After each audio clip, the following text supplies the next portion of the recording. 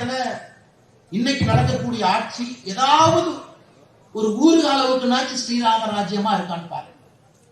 கிடையாது. குடும்பத்திலே எப்படி ஸ்ரீராமன் இருந்தார் அப்படிங்கிறதுக்கும் இன்னைக்கு ஆட்சியாளர்களுடைய குடும்பம் எப்படி அவர்களே ஆட்சியாக இருக்கிறாங்க விட்டுப்பார். எங்கேயுமே எங்கேயோ ஒரு இடத்துல யாருக்காவது பிரச்சனை வந்தால் மன்னன் துடிப்பான். ஆனா இன்னைக்கு எங்கேயாவது மக்களுக்கு ஒரு பிரச்சனை வந்தால் ஆட்சியாளர்கள் துடிக்கின்றார்களான்னு பாருங்க. கிடையாது.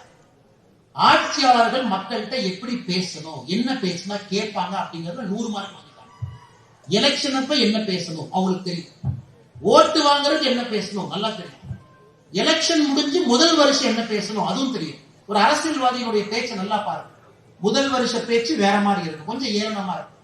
அதான் ஓட்டு போட்டீங்களா அப்புறம் என்ன, 2வது வருஷம் அம்மா நல்லா இருக்கீங்களா, 3வது வருஷம் தாயி எங்க இருக்கிறீங்க, 4வது வருஷம் கொஞ்சம் காலை காட்டுங்க, 5வது வருஷம் காலில் விழுந்துடுறேன். ஒரு அரசியல்வாதியினுடைய 5 வருஷ சைக்கிளை பார்த்தீங்கன்னா ஓட்டு வாங்கிய பிறகு முதல் வருடம் ஏளனமாக இருப்பாங்க. 3வது வருஷத்துல இருந்து அப்படியே உங்க பக்கத்துல வந்துருவாங்க. 5வது வருஷம் ஊர் விழா, தெருவிழா, பெருவிழா எல்லாத்தையும் வந்து பங்கேற்பாங்க.